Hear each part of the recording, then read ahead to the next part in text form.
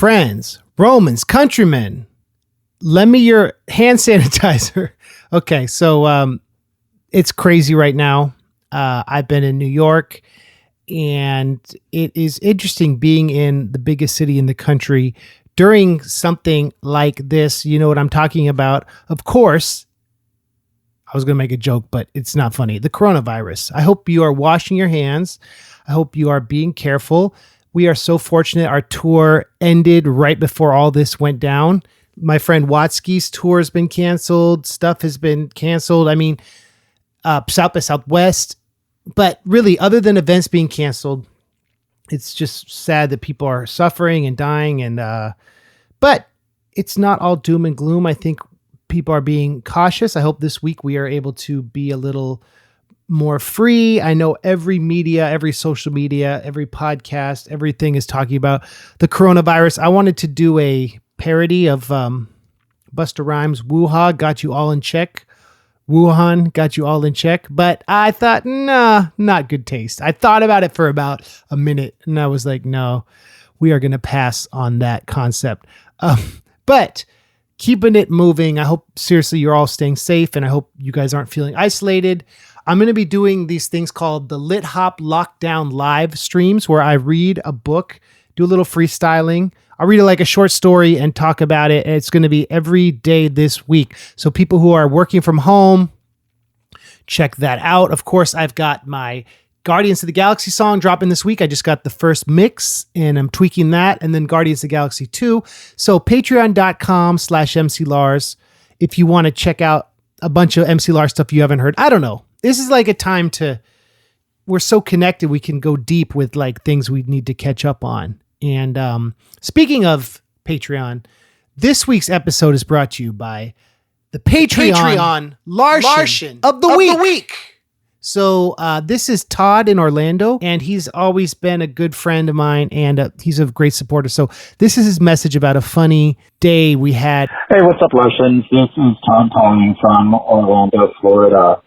I am wearing a joyful smile today and have been all day because I had the pleasure of seeing MC Lars and Schaefer the Dark Lord last night on the Baby Yoda campaign trail.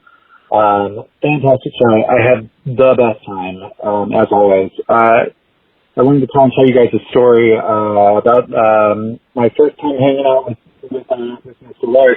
The first time I ever met Lars was at a in 2012. He was touring with Jonathan Colton and I Fight Dragons, and the show, of course, was incredible, high energy. It was just fantastic. Had a really great time, chatted after the show, and I've had the opportunity to become friends since that time, and the energy and the warmth and the passion for what Lars does on stage, it just infuses every aspect of his life. He's really an incredible person and a fun guy. The first time we ever hung out, we actually went to Disney World because Orlando, and went out and did the rides and the parks and the whole thing. And I remember as we were on our way to the first park, Lars had posted something on social media saying, "Hey, if you're coming out to Disney World today, come find me, and if you come up and give me this passcode, then you'll get a USB full of my music." In my head, I thought, this place is gigantic. Nobody's ever going to find us in this park. But we were 2 minutes inside the gate when the first person approached us and said, "Hey, here's the password." And it blew me away. And then, of course, throughout the rest of the day, we continued to have people join our little ragtag group and comp through the parks with us. And what really amazed me and impressed me was, that could have been an easy moment to just go, "Oh, hey, here's your USB, and thanks so much for being supportive, and I appreciate you, and have a great day." But instead, Lars gathered those people together into a group. We did the parks together. Everybody went to lunch, hung out, chatted, had a great time. It was really just like a wonderful experience for everybody all around, and that's something that I thought was really impressive and great. And something that I hear in the podcast now as well, that same warmth and compassion and empathy for others and genuine curiosity about the lives of the other people. That's what makes the podcast so enjoyable to listen to and keeps me coming back. Lars, I love you. You're good people, and I love that you're continuing to do incredible music and produce things that drive passion in you and connect with the audience. It's really wonderful to see. And for anybody who's listening to this message, if you're anywhere near the Baby Yoda campaign trail, go see a show because you won't be disappointed. It's fantastic. Thanks. Have a great day. Thank you, Todd. I love you, buddy. Thanks for calling in. I hope you're doing okay down in Florida. So this week's episode is brought to you by the Patreon Larsens. As always, I want to shout out the new ones. Sarah, she just signed up.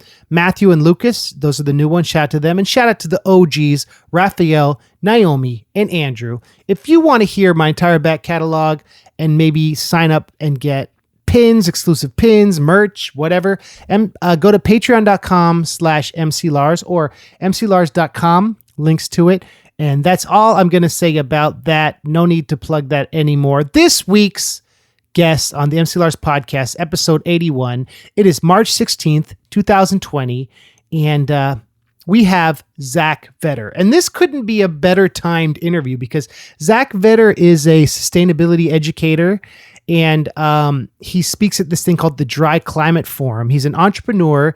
And he's a really dope dude. He lives in Carmel Valley, which is where I spent my middle school and high school years. And we did a lot of projects together. He was like the first official MC Lars archivist. And if you email him, don't email. Email him. He gives his email address. He has so much rare, unreleased MC Lars stuff. Some stuff that I don't even have. He was smart enough to back everything up on a drive and then burn me DVDs and put it in the cloud before I'd even thought of doing that. And my CDRs of my first stuff, a lot of them stopped working, but Zak Vetter had copies. So shout out to Zak. Anyway, it's a great conversation about truth and family and sustainability. And he's just a great friend. And I don't get to see him a lot, but he surprised me coming to my New Year's Eve show. And then we kicked it at his compound, his ranch in Carmel Valley the next day. And Zak Vetter's a great dude. So check it out. This is my interview with the legendary Zak Vetter. And be sure to tune in to the Facebook streams this week. Lit Hop Lockdown Live with MC Lars. And you'll learn in this episode ways to start living off the grid, because maybe we all have to start doing that very soon. Okay, here we go. Zak Vetter.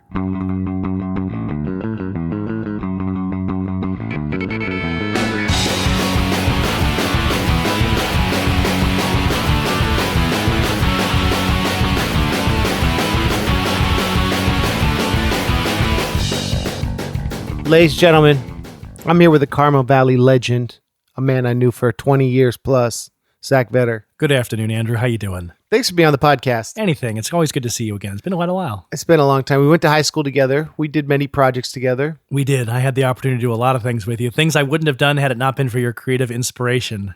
That's what's up. That's right. You're doing sustainability. Somewhat, yes. That's what I'm doing. I'm working on the ranch, getting the place made energy efficient, and I'd like to make it power itself off of the energy we can get from the property itself. You've always been into motorcycles, right? Very much so. How old were you when you first rode a motorcycle? Oh, geez. Younger than I can remember. I think I started when I was 4 or 5. My dad has pictures of me riding around on a quad.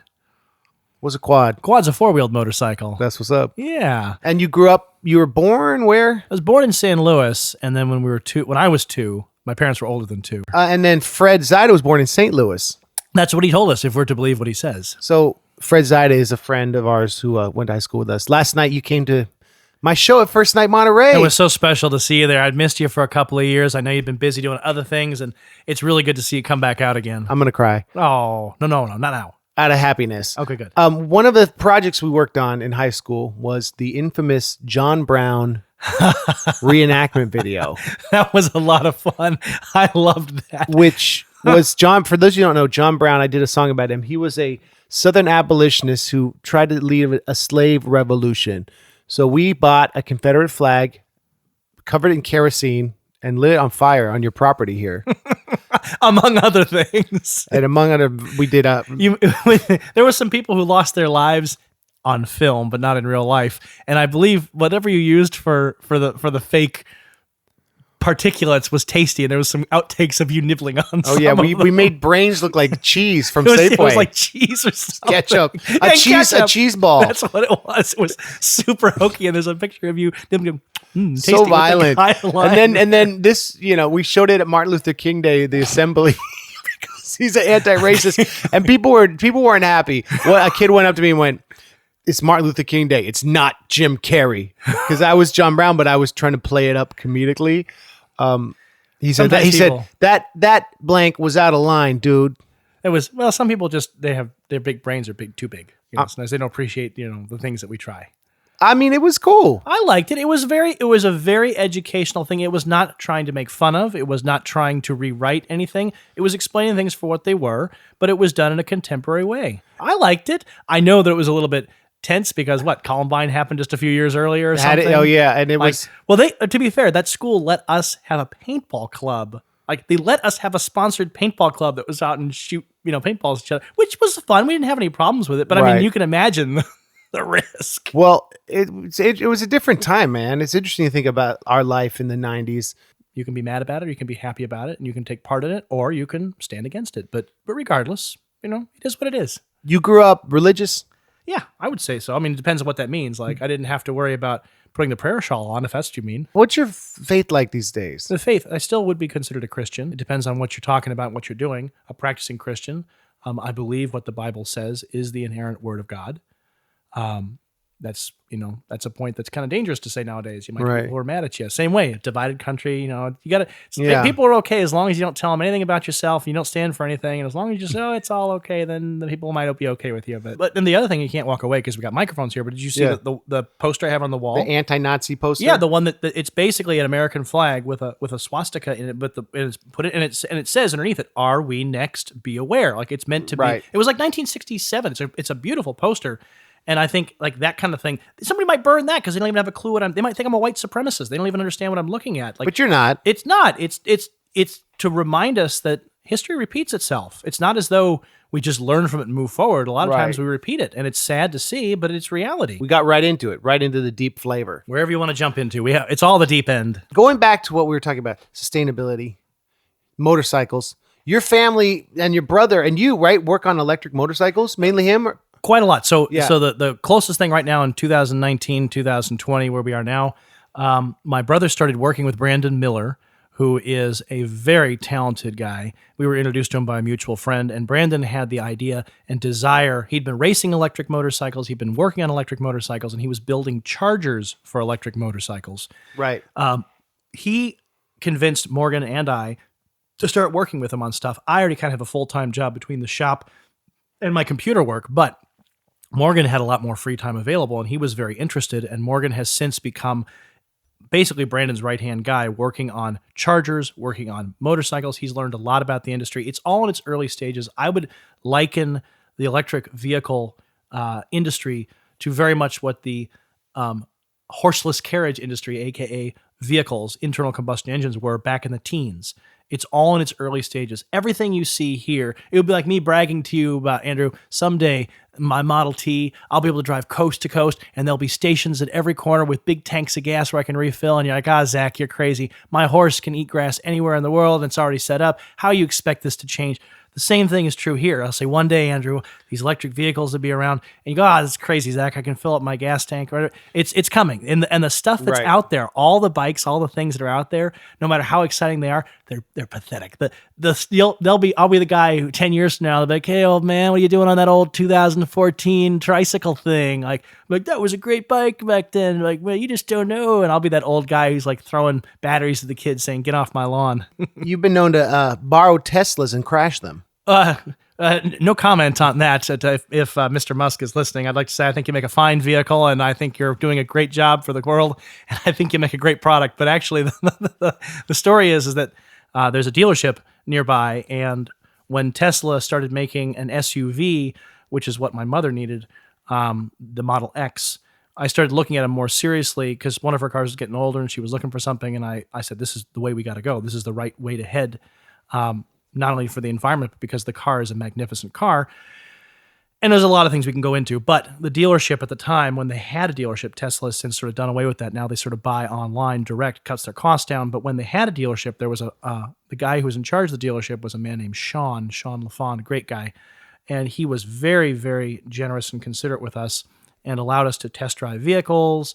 And one of the times when they allowed me to test drive a vehicle, which was their flagship P100D Model S, which was like a $150,000 car. What happened was we got on the on-ramp and there were some potholes that were there. And these had low-profile tires, these real thin tires. Actually, it might have something to do with this rim right here. Yeah. And real thin, Z-rated, whatever they are.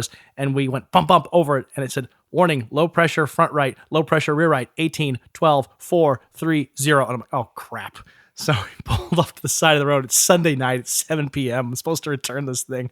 And I pull over, and the front and the right and the rear right side were both flattened. There's a ding in the rim, and I'm like, oh, no, what am I going to do?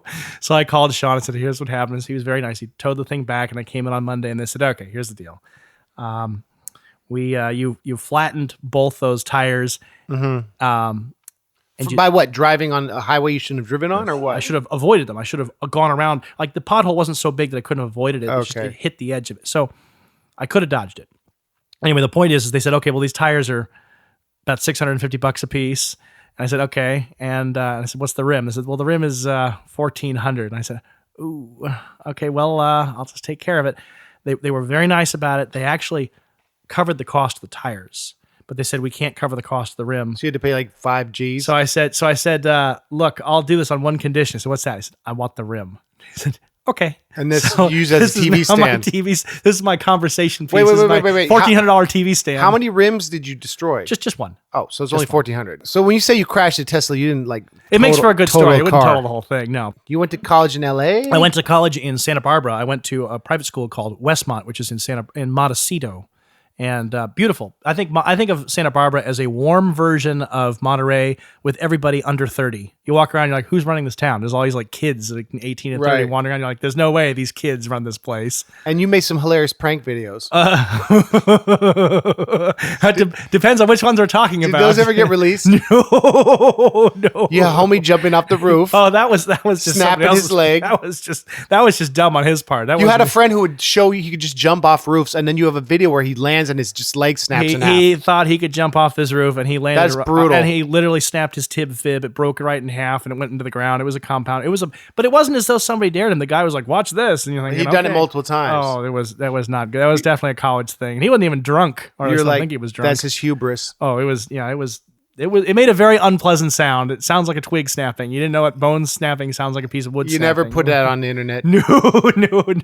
I have it all. That was before YouTube. Back several years ago, my brother took a video of the first opening of the Apple Store. I met Steve Jobs, and they just walked up to him with a camera, impromptu, and said, "Hey, we have a question. All of our viewers want to know." And Steve was like, he's like, I don't like to be filmed, but he asked him a question before he pushed the camera away. What was the question? Boxers or briefs? And he looked at the camera and went and pushed it away. And he didn't answer it? No, he didn't. So we'll never know. Who has this video? Me. And you never put it on YouTube? No, because I wasn't sure if Apple would attack me or something. Who knows what they do? And plus, of course he died, and I thought, well, you don't want to get in trouble. It's too close. You filmed this? No, my brother filmed it. And using the same camera we filmed with the other videos. So I don't have I have the footage though. It's on the machine. I'll show it to you afterwards. He goes, I don't like being filmed. He's like, I'd be happy to answer. I don't like being filmed. And he records it anyway. Steve Jobs. Zach, how do we stop gun massacres in America? I mean, let's be honest here. How many years have we been campaigning for peace? It never works. Is there a solution? There's no solution that's going to fix the problem 100%. Let's put it this way. A lot of Europe has much more strict gun laws. Right. There's still people getting killed off there by guns. Would you say more people get killed in America? It depends on where you want to go with the numbers. And so my point is not to say it's all the same. My point is that if you put the laws in and it still occurs, is that all we're looking for? In other words, I don't pretend for a minute it's going to stop. No matter what laws you put in, somebody still did it. In Australia just had a massacre somewhere. Right. But I'm not pretending that it's the same amount. What I'm getting at is it okay that they still happen is just put in the law in place saying no more, and then it still happens. Mm-hmm. That's more of a moral question. It's sort of like the same people who are screaming about how, pit bulls aren't dangerous. It's just the owners who are bad, and you shouldn't be banning the dogs because the dogs aren't doing anything. Those same people will take the opposite stance and say guns are bad. We got to get rid of them. Like they could flip flop either way. Both of them make no sense. Like you're blaming the thing versus the actual person. Right. Like I don't disagree for a second. So you go, all right, look, if you're going to ban the guns, you ought to also ban the dogs. But like, oh no, we got to keep the dogs alone. But it's the same thing. If we didn't have those pit bulls out there, they wouldn't be killing anybody either. Right. But those people want to defend them. It's not a logical argument. It's an emotional argument. And so because it's an emotional argument, it doesn't matter what I think. Like, here's the tough thing about it. Right. There was a person who actually is our neighbor, who is this really nice Mormon guy that I like, who gave me something and I'm totally plagiarizing and stealing from him. He said, if you make your area of concern concentric with your sphere of influence, you'll live a much more satisfying life. So let's just go with this. Let's say you and I sit down and we hash it out. We got all the data and we go, we've got a solution. Right. We've got a solution to gun violence. We're going to do this, whether it's banning them all, whether it's now what? You don't make policy. Does it line up with our sphere of influence? Right. We don't have the ability to fix the problem. And we're allowed to vote in this country. Right. And as long as you do vote, you've done what you're allowed to participate in. Right. You can argue it should be more, it should be less. All I can do is, if you give me the ability to participate, I'll vote. If you don't give me the ability to participate, it doesn't matter what I think. It's not my decision. Right. Like, it would be like me getting mad. Like, you know what? I don't like that polar bears eat seals. Like, this is wrong. Like, kind of outside my realm of control. Like, I could make it my life's work to stop that, but kind of not. But if I say, I don't like how much weight is on me, I should lose some weight. Well, that's definitely my problem. And I think I should start with me fixing it. So I agree with what you're saying. We can stand on the issue in different positions. But whether you and I come to the same conclusion, even if I sit down and you sit down and you convince me of your position, whatever it is. Right. It doesn't, the laws don't get changed. The other people, not us, get to make those decisions, and it doesn't make a difference what I think or you think. Right. At the end of the day, you have to live your life and take your precautions within the world we live in. Like, you know what I'm saying? Like, right. Whether you want to have them or not, because you can't fix the problem directly, all you can do is operate inside, okay, I live in the US, this is how their laws are. Right. I don't like this law, or I do like this law. What can I do myself to protect myself as best I can, or to live within inside those laws? Right. You know what I mean? Like helmet laws. That's a good one. We were just talking about this. My father had a terrible motorcycle accident. I can't argue with you that I think everybody ought to be wearing a helmet on a motorcycle. Right. I can't argue with it. Do I think there ought to be a law to prohibit people from not doing it? I don't even want to get into that discussion. But my point is that will I personally wear a helmet when I'm riding a motorcycle? Yeah. Even if they say, oh, we've taken away the law, you don't have to wear a helmet in California anymore. I'm still going to do it. I'm still going to do it. So you consider yourself a libertarian? No, I don't like those guys that much either. Because those libertarians, they have this logic of you're kind of an island unto yourself. Like, I have my rights, and as long as you don't infringe, but we're not an island unto ourselves. No. We live, no matter how self-sufficient I make myself, I rely upon huge amounts of the infrastructure and people. I can't live like I get to live my life however it is I want in this little sphere, and then that's the way it is. And as long as I pay you money for the goods I buy, like that's our interest. It doesn't work that way. It isn't. It's a real simple way to put it. I like the logic of it in the same way that, a lot of people have very simplistic views about right and wrong or morals. It's easy to not. Most people don't think about it. They just think about what they want. Like I found, at least in my experience, tell me if you found something different. Not like the good kitty. The good kitty is good. Right. Most people, they don't know much about an issue, but they do know whether it's good or bad. So if he's like abortion, like it's good or bad, or or Planned Parenthood, or gun rights, or whatever the thing is, almost everybody you talk to will say, "Oh yeah, I have an opinion. It's this or this." Now, if you probe them and ask why, right, usually it's like, well, because it's bad or because it's good. Like, but there's no substance behind it. Like, I have great respect for you if you can tell me, Zach, I completely feel different about you, and here's why. Because this. If you have a reason why you're behind your position, as opposed to like, because I feel it's bad. Like, right. Well, I feel long hair is bad. Now where do we stand? You should have short hair, you filthy hippie. Like, that's not a logical argument. That's just literally saying it's emotion. Yeah, like this room should not be white because white is a terrible color. Like, why? Because it's a terrible color. That's your opinion. You can paint your room whatever you want, but it's not a logical. Or white's bad because it reflects a lot of light that hurts you. Okay, now you're making arguments that actually make sense. Data, well, reasons, verifiable, actual reasons why. So, and nobody seems to care about those things. They just go with, "What's my opinion?" Mm-hmm. Now I'll go look for data that supports my opinion. Climate change. Is the world? I don't believe climate's changing. Okay. I'm going to go look for data. I'm going to do Google searches for data that matches. And if you believe in climate change? I believe the climate is changing. Absolutely. Yeah. But my point is that. Do you think we caused it? We are part of it. Absolutely. Yeah. But is it like we're doomed and in 10 years we're going to have, Judge Dredd or like America, all the post-apocalyptic stuff? Nah, the sky's been falling for years. How about in 100 years? Dude, seriously, 100 years? We can't even predict 50 years. Interesting. Like, think about it this way. Think of the stuff you were taught as a kid. Yeah. Like science, history, how much of it is taught today the same way? 500 years ago, we knew the Earth was the center of the universe. 100 years ago, we knew that there was no life in extraterrestrial planets. And 1 year ago, you knew you're the smartest thing in the entire universe. Like, imagine what we'll know tomorrow. Yeah. Like I'm butchering the quote, but the concept is the same. Everybody knows the right answer today, but for some reason in 10 years, it changes because we're continuing to learn. It's not and you're trying to make it into a moral issue. Like, plate tectonics didn't even known about 50 years ago. Now we know about plate tectonics. Like, interesting. So, okay. So the question is moral perspective.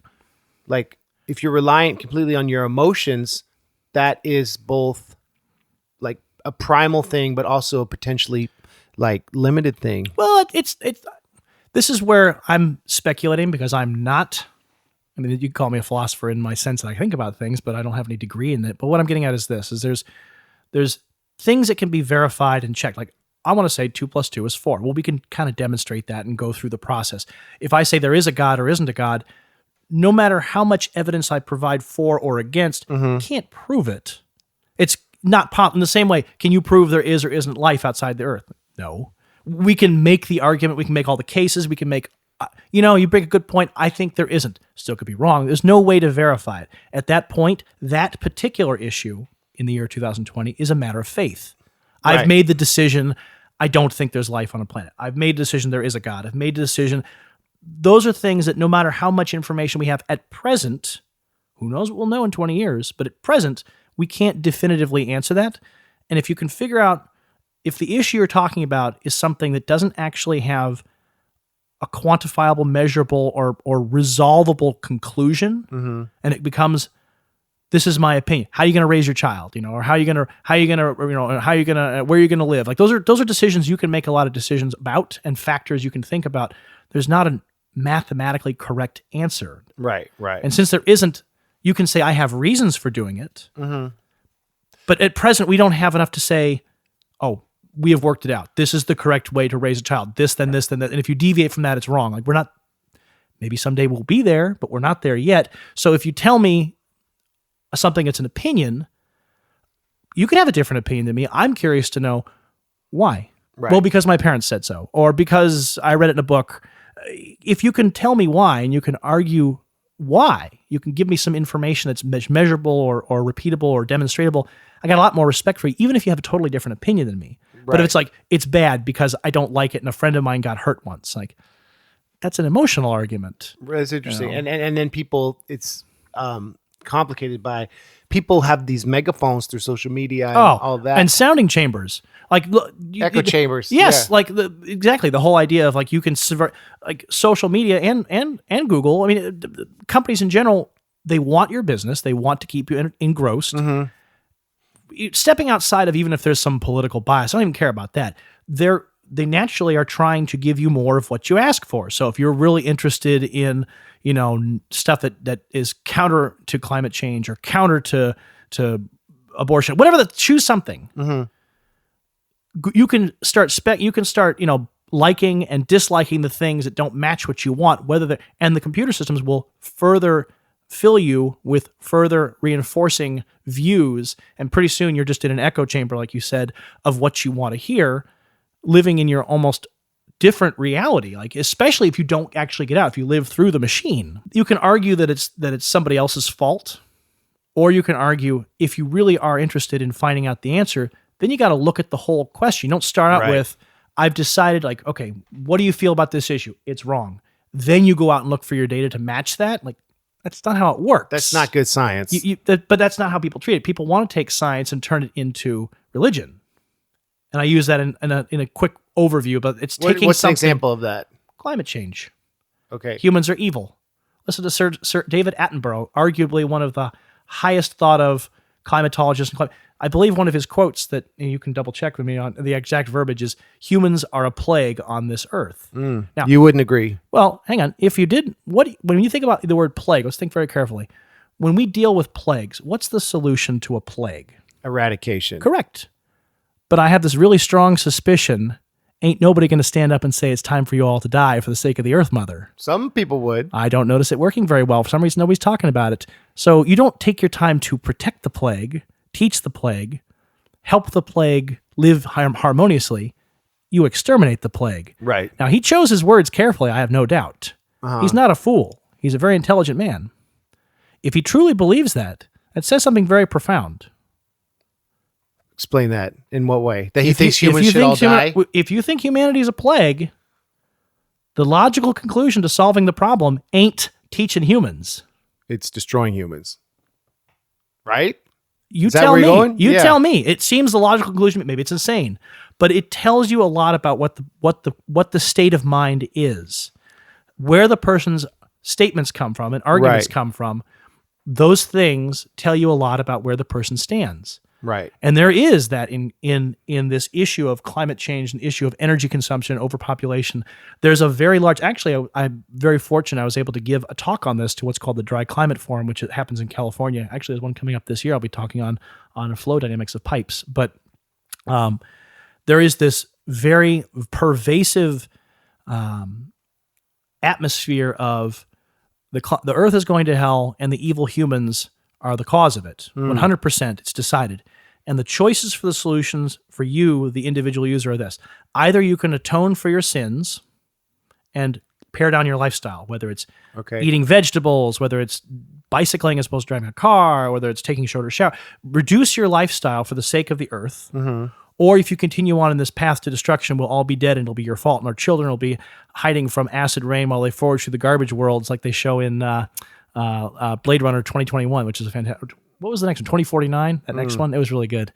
All of these post-apocalyptic worlds, Blade Runner, Judge Dredd. So you're saying that's a negative fallacy that maligns humanity. What I'm saying is it's very convenient to make it an emotional thing, to start out with the standpoint of we are evil. Look, 1,000 years ago, there was monks who flailed themselves for the sins of humanity. I'm sure that was very nice and it helped out a lot. But is that actually a practical solution, or is that just a way to make you feel like you've done something? When you look at the cars today, for example, a lot of these cars have little leafs on them, EcoBoost and Eco Drive, and still the same V10 diesel engine, but it's got a leaf on it. Well, I bought this new car. It has a leaf on it. You know what that means? It helps the environment. Right. I did my job. I've got my little pin, my little sticker that says. Now, there are easy ways to reduce your energy consumption, which we can talk about in a long time. That's not something to talk about now. But there's very boring, benign, easy ways to reduce your energy usage. The property here, it's 5 buildings. 5 buildings.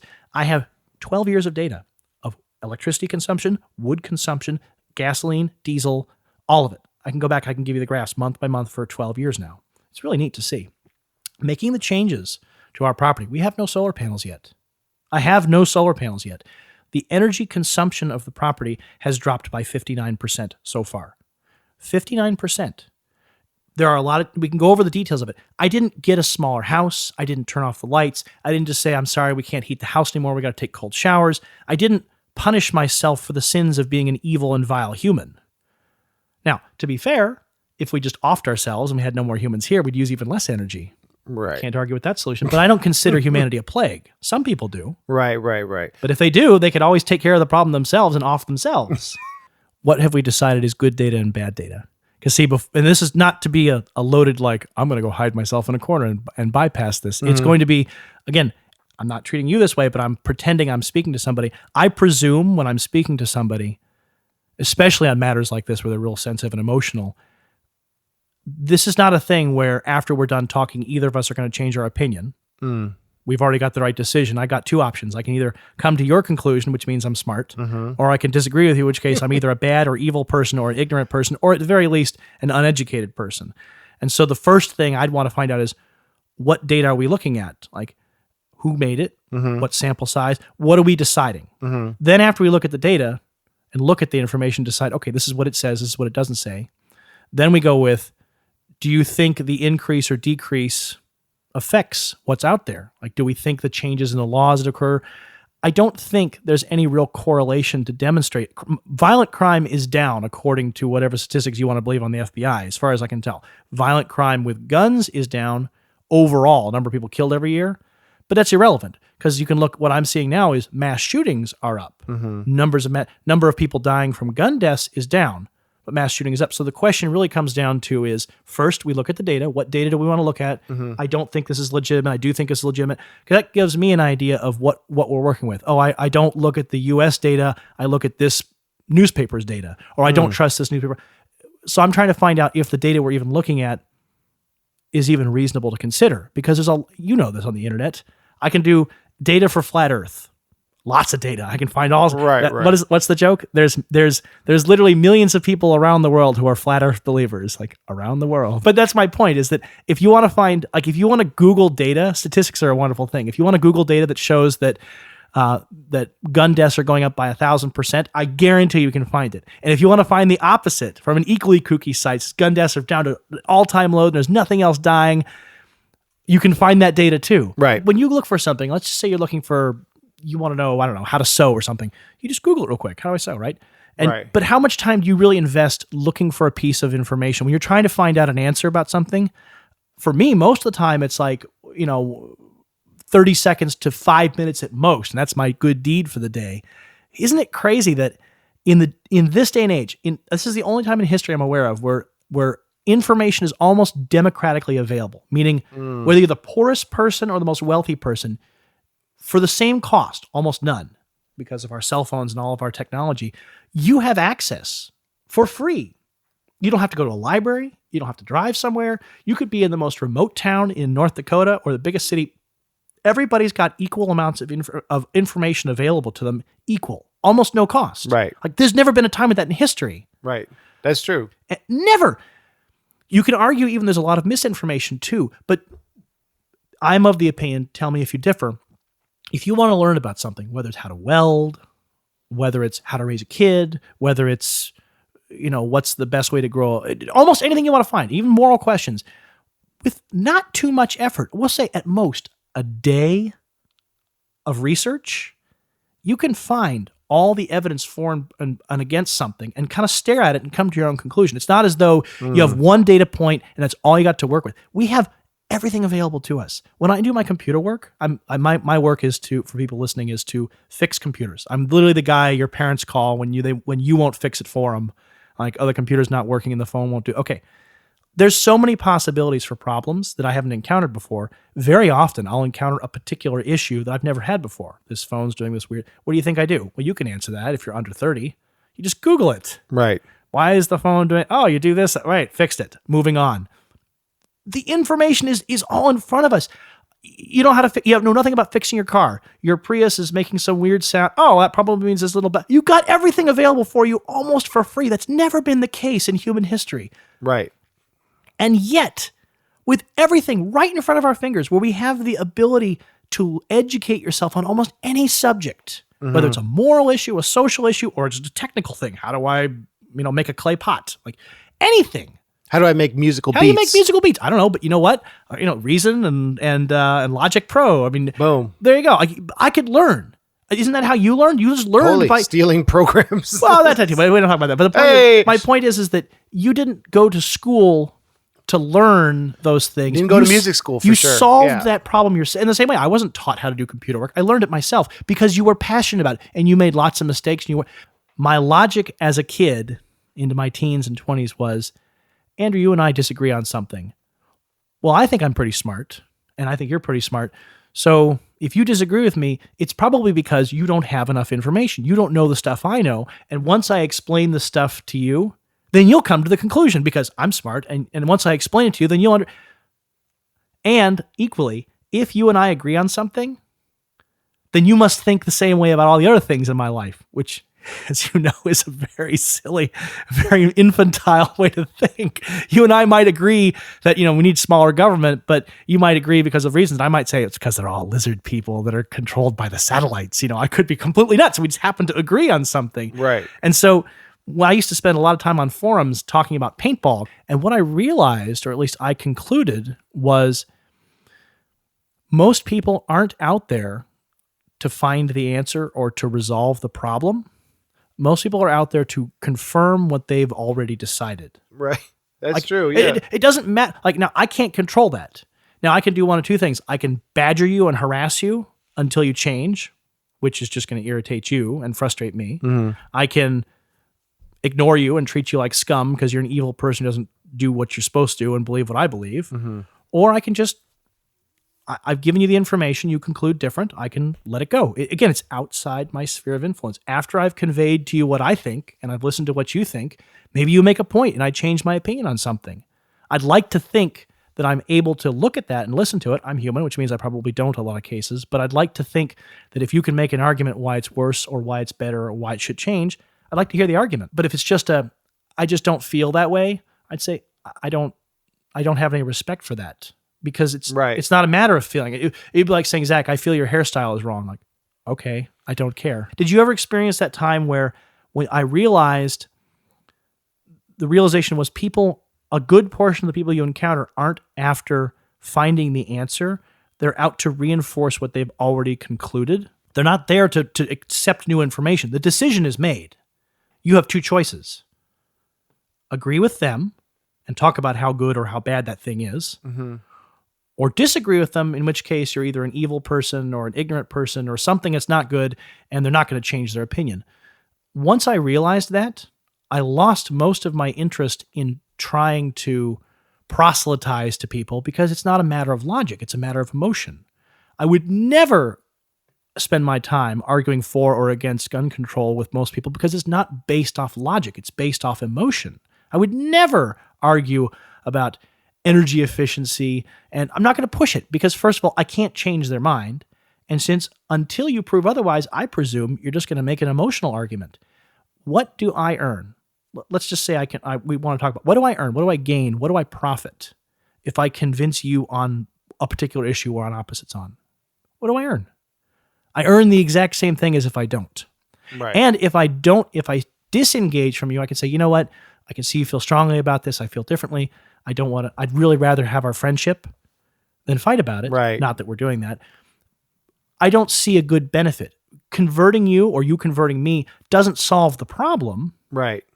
And you can go, oh, it only takes a water droplet to start a waterfall, and right. And I'll never win the lottery if I don't buy a lottery ticket, but I'm not going out to buy a lottery ticket. I mean, nothing against you if you do. I'm going to go ahead and say right now, you ain't winning the lottery no matter how many tickets you buy. It's just mathematically unlikely to happen. Right. But you'll never know if you try. Right. That's a solid argument. It's like a sign of maturity to know that don't have all the ansers. And to be able, no? You don't think so? I don't know if I go with maturity. You're saying when you're 18, you didn't realize it. I truly believed everybody was ardently seeking the answer, and they just didn't have the data. So is there such thing as objective truth? That's an existential question. Yeah. Do you think we're jumping all over the place? This is a big show. Oh, look, that's the evil one right there. There's the evil anti-kitty. That's the one that's wicked. But that's a matter for... There's no answer to that? That's one of those ones where that's a matter of faith as well, just like, is there a God? Right. I believe there's objective truth, but see, whether I believe it or not, I can give you all my arguments. I can't prove it. In the same way, if you say, no, there is no objective truth. There's an emotional feeling. No. There's no actual answer. There's lots of arguments. Like, for example, I could say, can you prove the sun's coming up tomorrow? No, you can't. There's a tremendous amount of evidence to suggest it will, but until that time occurs, there is no way to prove. But there's so much evidence that to even discuss it is almost like, I might stop breathing in 5 minutes. Like, I can't prove that it won't happen, but I'm going to go ahead and say there's so much evidence, it'll be okay. I'll definitely do it.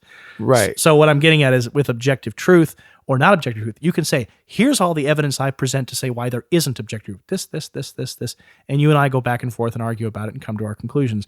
You're an educated person. You know about sophistry. What's sophistry? It's using language to trick someone, right? But my understanding of it is sophistry is the art of arguing the weaker side. Like in debate. Okay, Andrew, you're gonna stand for why abortion is wrong, and Zach, you're gonna stand for why abortion is right. You got 15 minutes. Go, make your argument.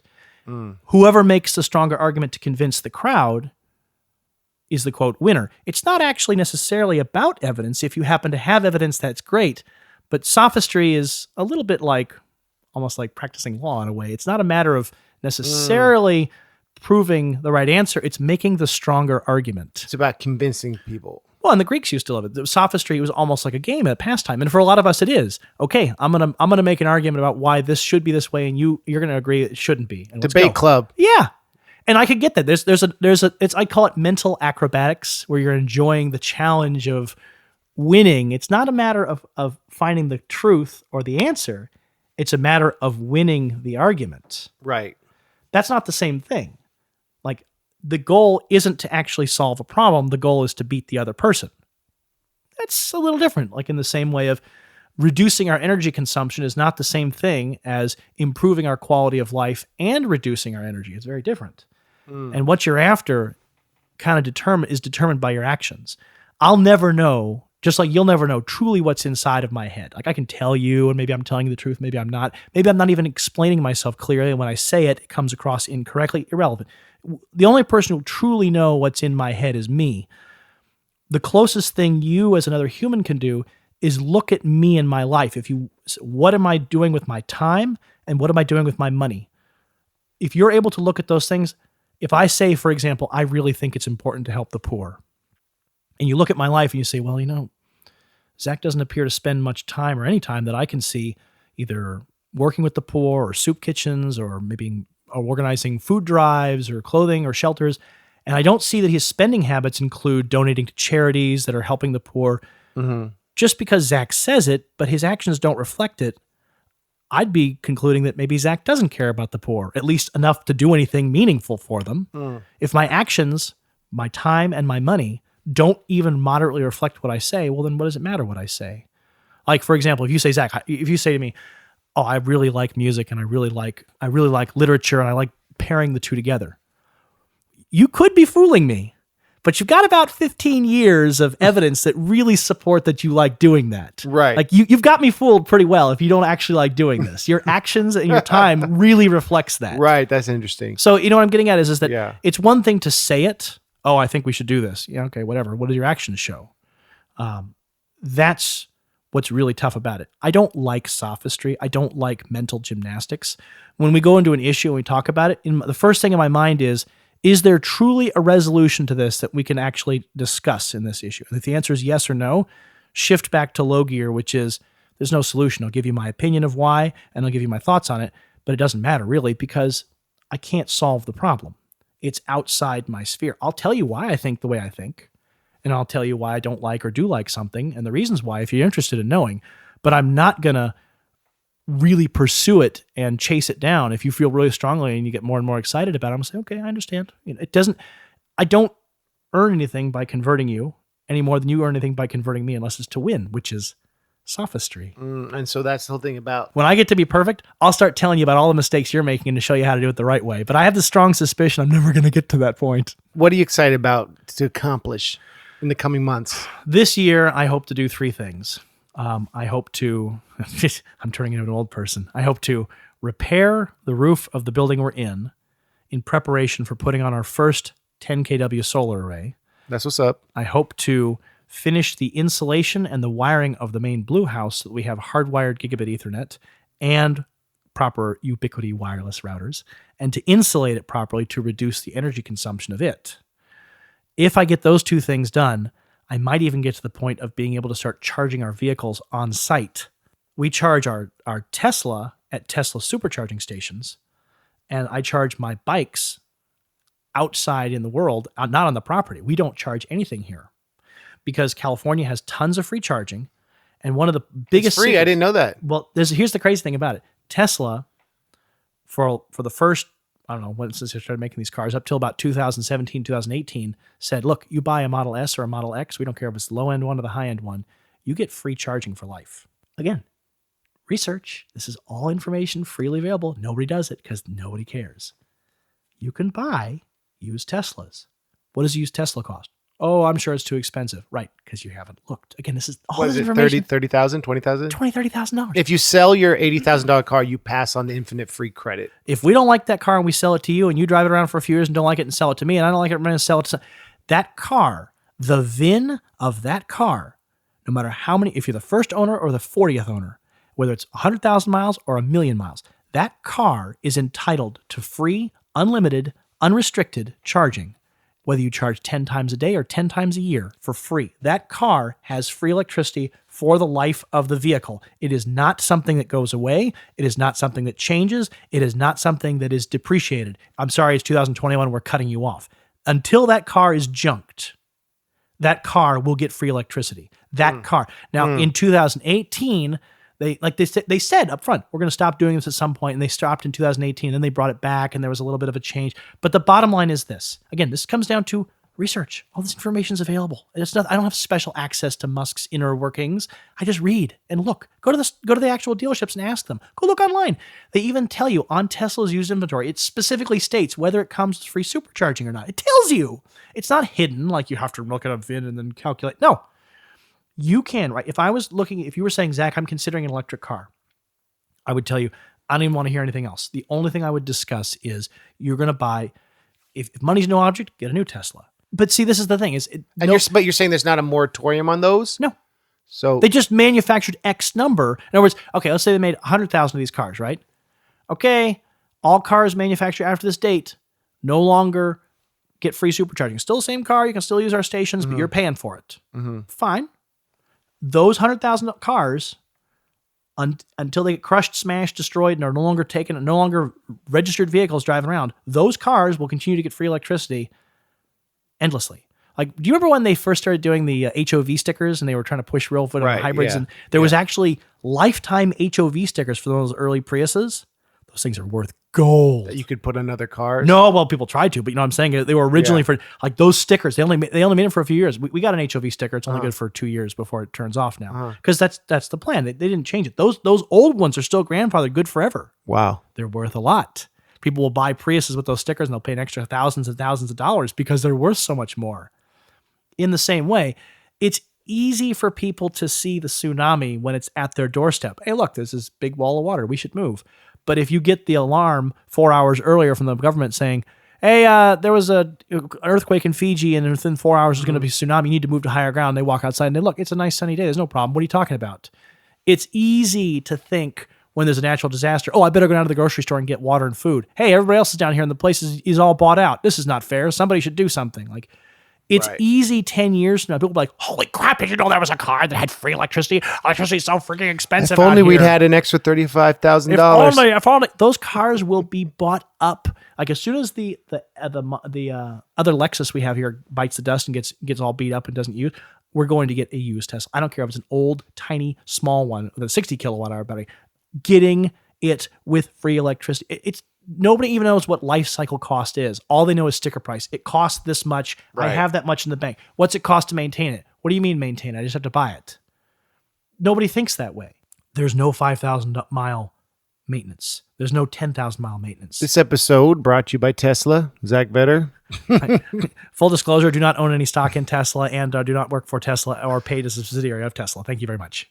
I mean, it's very different to say where you're going to get $30,000 rather than where you're going to get $130,000. Right. It's definitely worth considering if you are looking for a car. But if you don't drive very much, get a gas car. Gas car doesn't use much energy. Right. It doesn't cost anything if you're not driving it. We can put my email on the podcast. zvetter@mac.com is fine. But the point is that there's all sorts of great stuff. We got the solar water system we built. There's a lot of energy efficiency things I can talk about. I'm happy to talk to people about it, but I'm not going to go out there and preach the word of God.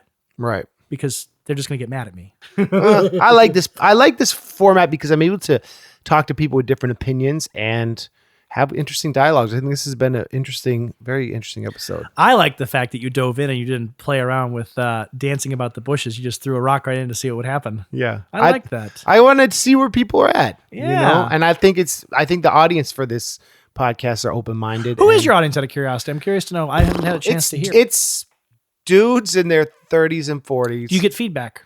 I do. And I have some very some loyal fans who are very oh, this week was good. This week was it. This blah, blah, blah.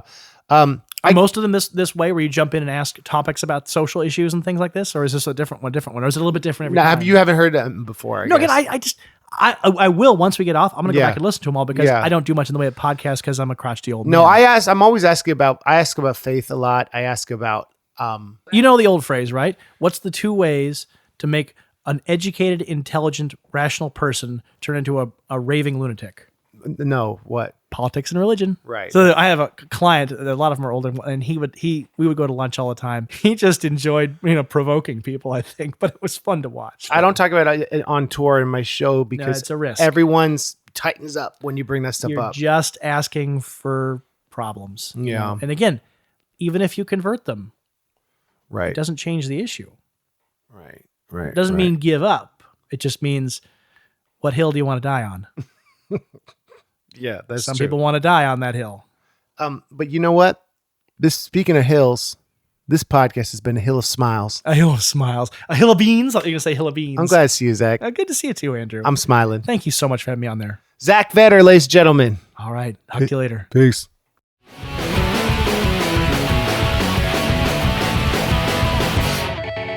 No, so usually I go right into a song after the interview.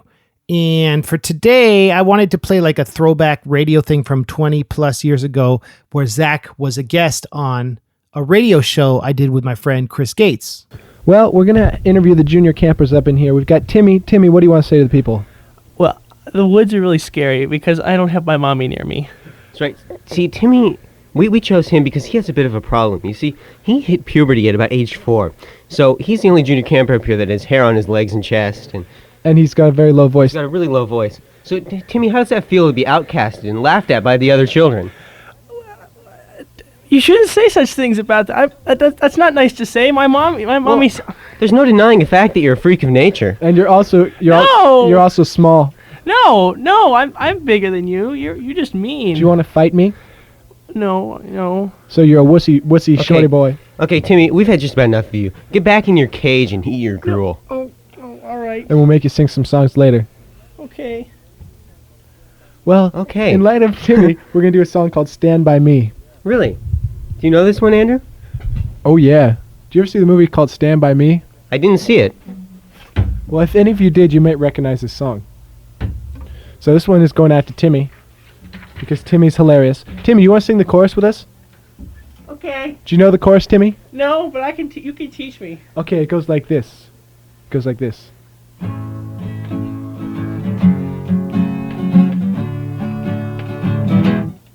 When the night is cold and the land is dark and the moon is the only light we'll see,